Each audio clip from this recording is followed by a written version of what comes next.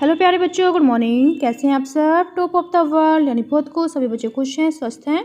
तो बेटा ये देखो, ये है आज की हमारी कार्यपत्रक 27 यानी वर्कशीट नंबर 27। तो सभी बच्चे वर्कशीट शुरू करने से पहले चैनल को सब्सक्राइब कर लीजिए, बेल आइकन को दबा लीजिए ताकि आगे आने वाली वीडियो का नोटिफिकेशन आपको तुरंत मिल जाए।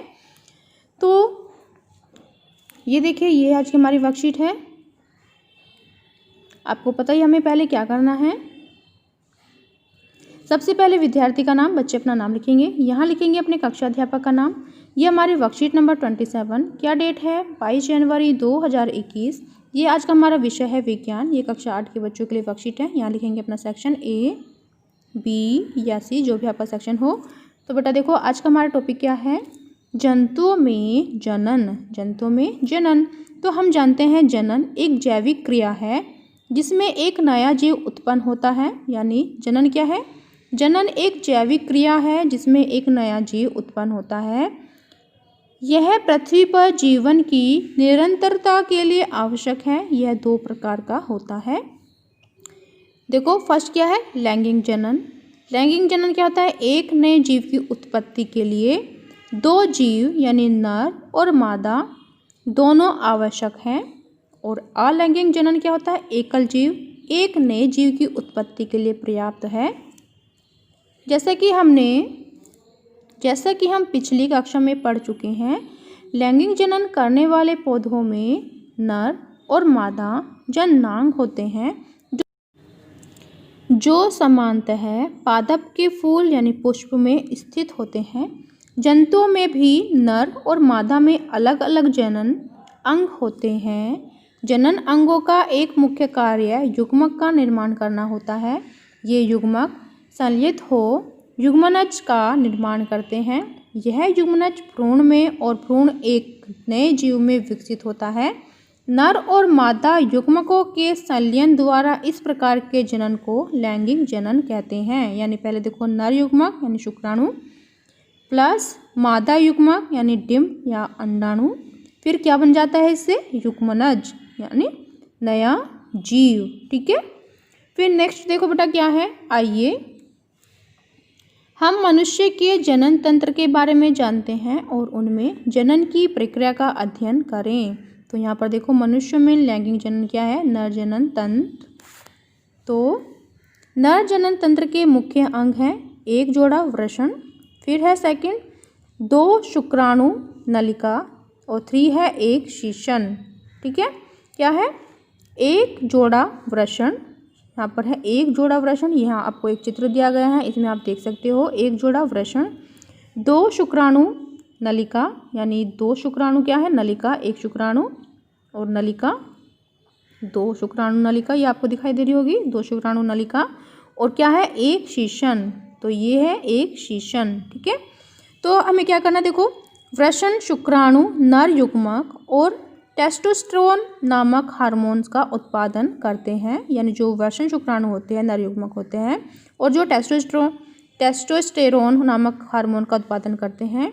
लाखों शुक्राणु वृषण द्वारा निर्मित होते हैं। यानी जो वृषण होता है उसमें लाखों शुक्राणु निर्मित होते हैं। यह एक एकल कोशिका की तरह है, लेकिन इसमें गुणसूत्र की संख्या सामान्य कोशिका से आधी होती है। हालांकि शुक्राणु आकार में बहुत छोटे होते हैं।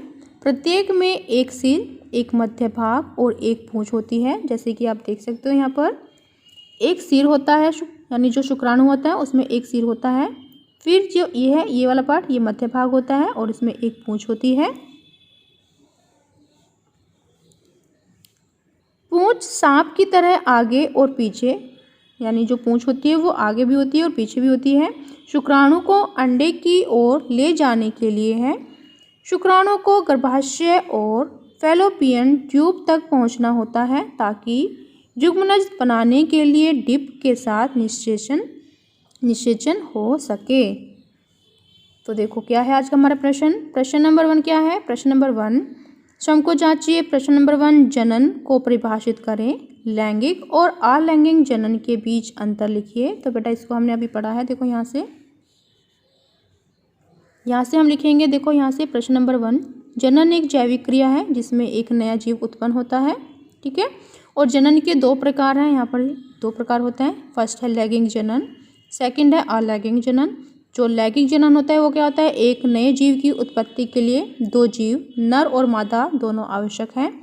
फिर अलैगिंग जनन क्या है, एकल जीव एक नए जीव की उत्पत्ति के लिए पर्याप्त है। तो यहाँ से हम लिख लेंगे बेटा प्रश्न नंबर 1 का उत्तर। ठीक है, फिर नेक्स्ट प्रश्न देखो अपना क्या है। प्रश्न नंबर 2 हमारा, लैगिंग जनन को परिभाषित करें, क्या यह पौधों में होता है। जो लैगिंग जनन होता है इसको परिभाषित करना है, आपको बताना है क्या यह पौधों में होता है। तो अभी हमने पढ़ा था बेटा, देखो यहाँ से जो लैगिंग जनन है वो क्या है, यहाँ से हम लिख सकते हैं लैगिंग जनन। लैगिंग जनन एक नए जीव की उत्पत्ति के लिए दो जीव नर और मादा दोनों आवश्यक हैं इसमें। ठीक है, और यहाँ से भी लिख सकते हैं, यहाँ से लेकर यहाँ तक जो नर और मादा युग्मकों के संलयन द्वारा इस प्रकार के जनन को लैगिंग जनन कहते हैं। यहाँ से आप देख सकते हो, और आपको ये डायग्राम भी बना सकते हो कि नर युग्मक प्लस मादा युग्मक बराबर युग्मनज फिर नया जीव। ठीक है, तो इसका एक बार हम आंसर देख भी लेते हैं। तो बेटा ये हम यहाँ से लिखेंगे, हमने प्रश्न नंबर 2 का आंसर जो लैगिंग जनन होता है वो क्या होता है। यहाँ से नहीं लिखेंगे, यहाँ से लिखेंगे कि लैगिंग जनन इसमें दो जीवों की भागीदारी आवश्यक है। इसमें नर तथा मादा युग्मकों के संलयन से संतति का निर्माण होता है। इसे क्या कहते हैं, यहाँ पर ये गलत हो जाए, ये होगा लैगिंग जनन। ठीक है, यहाँ पर अ लगा हुआ है तो यहाँ से लिखेंगे लैगिंग जनन कहते हैं उसे। फिर हम यहाँ पर नीचे डायग्राम भी बना देंगे, जैसे कि यहाँ पर लिखेंगे नर युग्मक जमा मादा युग्मक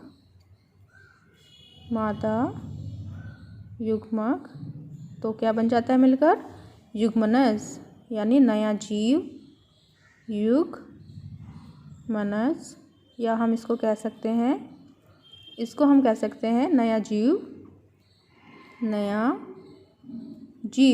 ठीक है, तो ये हमारा आंसर हो जाएगा प्रश्न नंबर 2 का। फिर उसमें क्या पूछा गया है बेटा, तो बेटा यहाँ देखो, यहाँ से देखो, ये हमने अभी लिखा था कि लैगिंग जनन की परिभाषा। ठीक है, तो ये क्या पूछा गया है फिर नेक्स्ट, क्या यह पौधों में भी होता है। तो इसका आंसर हम लिखेंगे कि हाँ यह पौधों में भी होता है, कि हाँ यह पौधों में भी होता है। ठीक है, फिर नेक्स्ट देखो बेटा प्रश्न नंबर 3 क्या है, नर जनन तंत्र का एक नामांकित आरेख बनाइए। तो बेटा आपको क्या करना है, देखो यहाँ पर एक आरेख दिया गया है, यहाँ से या तो आप यहाँ से बना लीजिए या फिर जो आपकी एनसीईआरटी बुक में दिया गया है वो आप वहाँ से बना सकते हो। तो ये भी अच्छे से दिया गया है, यहाँ से आप बना सकते हैं कि नर जनन तंत्र का एक आपको आरेख बनाना है। फिर नेक्स्ट देखो, यानी ये हो जाएगा हमारे प्रश्न नंबर 3 का आंसर। यहाँ से लेकर ये बना सकते हो आप, ये हमारे प्रश्न नंबर 3 का आंसर हो जाएगा। यहाँ से लिख लीजिए या बना लीजिए। ठीक है, फिर नेक्स्ट देखो प्रश्न नंबर 4 क्या है, नर युग्मक का क्या नाम है, इसका निर्माण कहाँ होता है। तो बेटा जो नर युग्मक है इसका क्या नाम है, इसका नाम है शुक्राणु।